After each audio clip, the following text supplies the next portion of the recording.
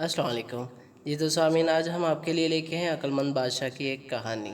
بہت عرصہ پہلے دور دراز کے ایک ملک میں یہ قاعدہ تھا کہ اس ملک کے لوگ ہر سال اپنا بادشاہ تبدیل کرتے تھے۔ جو بھی بادشاہ بنتا وہ ایک عہد نامے پر دستخط کرتا تھا کہ اس کی حکومت کا 1 سال مکمل ہونے کے بعد وہ اس عہدے سے دستبردار ہو جائے گا اور ایک دور دراز جزیرے پر چھوڑ دیا جائے گا جہاں سے وہ کبھی واپس نہیں آ سکے گا۔ جب ایک بادشاہ کا 1 سالہ دور حکومت مکمل ہو جاتا تو اسے ایک مخصوص جزیرے پر چھوڑ دیا جاتا تھا جہاں وہ اپنی بقیہ زندگی گزارتا۔ اس موقع پر اس بادشاہ کو بہترین لباس پہنایا جاتا اور ہاتھی پر بٹھا کر اسے پورے ملک کا الوداعی سفر کروایا جاتا، جہاں وہ سب لوگوں کو آخری بار خیر آباد کہتا۔ وہ بہت ہی افسوسناک اور غمزدہ لمحات ہوتے اور پھر وہاں کے لوگ بادشاہ کو اس جزیرے پر ہمیشہ ہمیشہ کے لیے چھوڑ آتے۔ ایک مرتبہ لوگ اپنے پرانے بادشاہ کو جزیرے پر چھوڑ کر واپس آ رہے تھے کہ انہوں نے ایک ایسا سمندری جہاز دیکھا جو کچھ دیر پہلے ہی تباہ ہوا تھا، اور ایک نوجوان شخص نے خود کو بچانے کے لیے لکڑی کے ایک تختے کا سہارا لے رکھا تھا۔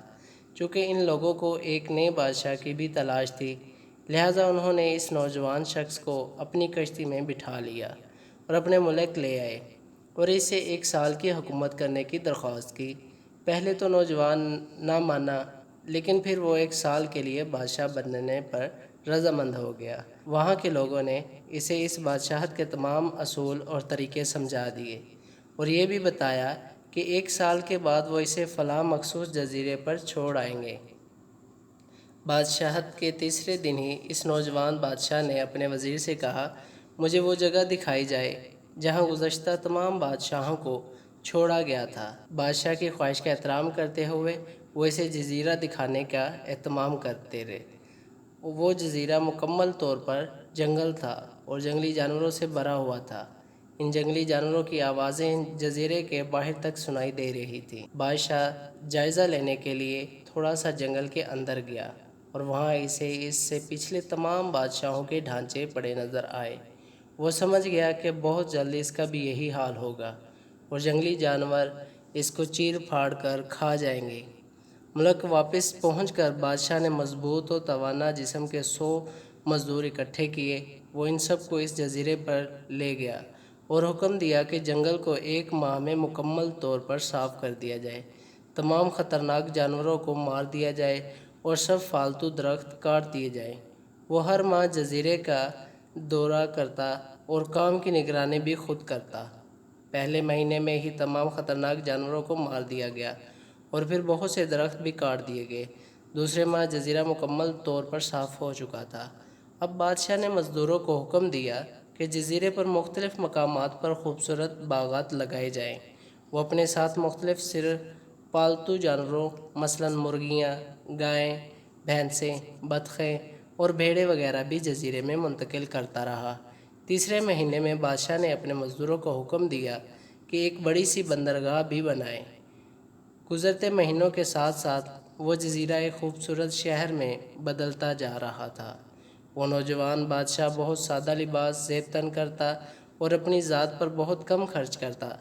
اپنی بادشاہت کی زیادہ تر کمائی وہ جزیرے کو بنانے میں لگاتا رہا۔ 10 ماہ گزر جانے کے بعد بادشاہ نے اپنے وزیر سے کہا، میں جانتا ہوں کہ 2 مہینے بعد مجھے جزیرے میں چھوڑ دیا جائے گا، لیکن میں ابھی سے وہاں جانا چاہتا ہوں۔